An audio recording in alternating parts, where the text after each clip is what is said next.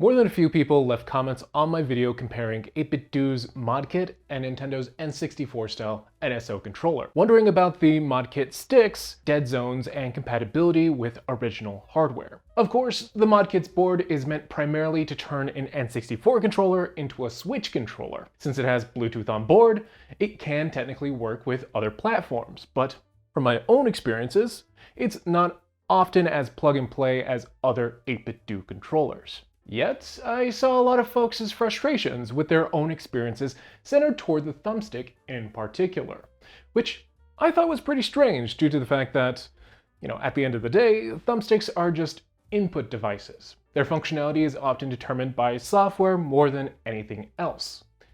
But still, I'm a man of science. If people are saying the thumbstick has issues with original hardware, I figured I should actually test the thumbstick instead of speculating a host of other hypotheses. So I went ahead and did it. I had a spare N64 controller on hand with a thumbstick in need of repair. I'm ordering parts via Kishbent to fix that busted thumbstick, but it seemed like a good opportunity to slot in 8BitDo's thumbstick as a quick replacement and give it a spin. As for the stick installation, the new thumbstick is the same size as the old thumbstick, with the exact same connector. The only awkwardness here is that the cable for the new thumbstick is a bit longer, a bit stiffer, and making it a bit trickier to get into place. With enough fiddling, it's still easy enough to slot into the original mainboard. And when it is in place, it feels remarkably good. This Hall Effect stick feels a ton smoother to use than an original N64 stick, and hypothetically, should have a longer lifespan under heavy usage. Other than general feel though, the three main differences between the two stick types are actually just based on their physical attributes. The stem of the new stick is shorter, providing the illusion of less range of movement from center. The shape of the new stem causes it to feel slightly different against the octagonal stick gate compared to the original stick. And then 3, the stick cap feels a bit different under thumb than the one on the original stick, since it's made of rubber instead of hard plastic. For those striving for an authentic feel while playing N64 games, the new stick will move you further away from that. But it's liable to feel a bit more natural, more comfortable for folks accustomed to newer controllers. From my perspective, I enjoy using the new stick more overall, even with games on original hardware. A fresh, well-lubed N64 stick can feel really great when it has just the right amount of resistance and snap to it. But even compared to that, the newer style feels a bit more precise and reliable for fine movements, which might give you some hint as to how the testing went. The main questions folks kept asking about these thumbsticks were regarding dead zones and range of motion. To get to the heart of these, I focused on one game in particular, Shindo Super Mario 64, before casually playing a few other games in my collection, namely Super Smash Bros. And Mario Kart 64. Super Mario 64 in this scenario is purely about movement. If there are noticeable dead zones on the thumbstick, I should be able to move the stick a good distance from center before noting a change. Likewise, if the precision or range of motion is off with the thumbstick, I shouldn't be able to reliably accomplish certain jumps, and the distance between creeping forward and a full-on sprint should feel unnatural. And it's immediately clear that none of that is the case here. If a dead zone exists on this thumbstick, it's a lot smaller than the distance the stick moves from the smallest amount of effort I can apply. Mario readily creeps forward with the smallest movement of the stick. Meanwhile, the distance to break into a full sprint also feels reliably natural. Mario tends to reach full sprint as I move the stick past the 80-ish% mark toward the stick gate. That's approximately the same distance needed with the original stick and feels like more than enough room to control Mario's overall velocity with a good degree of precision.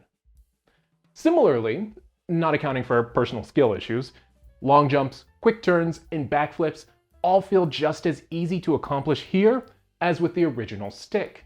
If anything, it might actually be slightly easier for me to chain jumps due to the increased smoothness overall. Playing through the first level of Whomp's Fortress, control overall felt, in many ways, comparable to a modern controller.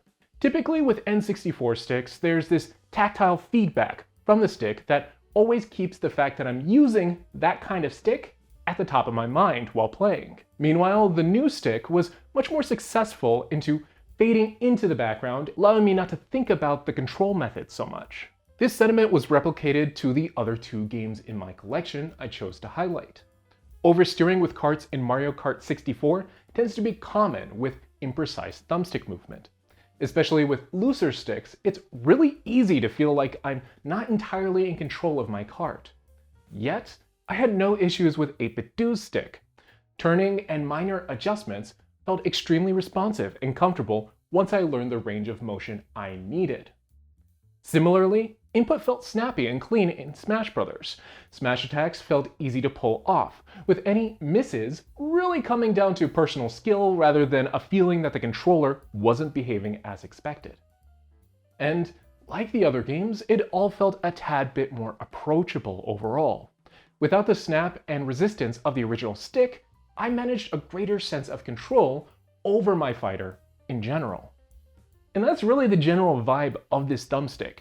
It feels different than the original stick, and in turn, feels a bit better for someone like me who admittedly isn't spending as much time with his N64 as with other consoles. For folks whose muscle memory is tied to the specific tension or friction of a fresh N64 stick, there's bound to be a learning curve which will cause certain complex movements to need to be partially relearned.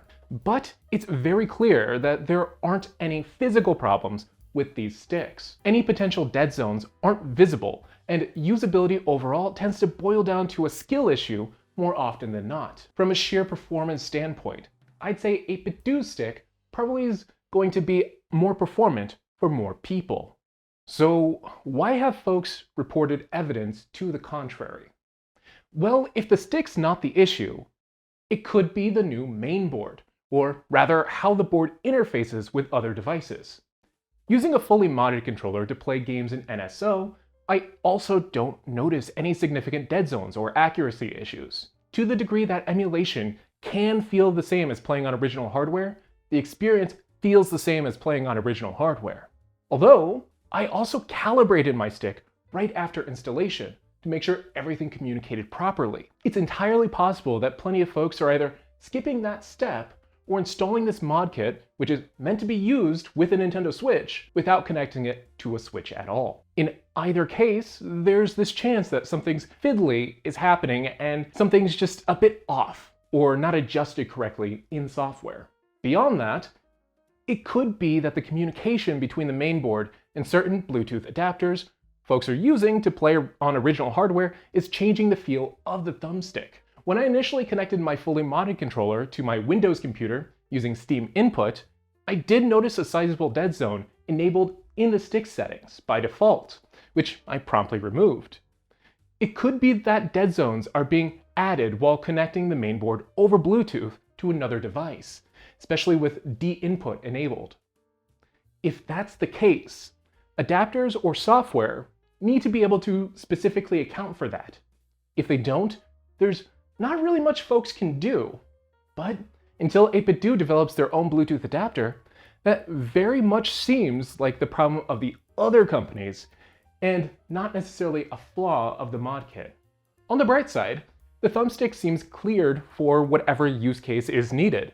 If the mainboard's the issue and folks want to play on original hardware, there's no issue with only ordering the stick and swapping it into the controller they have on hand. Especially considering the maintenance needed for N64 sticks over time, I could see that being a really satisfying solution for plenty of people who like the controller but aren't entirely thrilled with the quirks of the original thumbstick.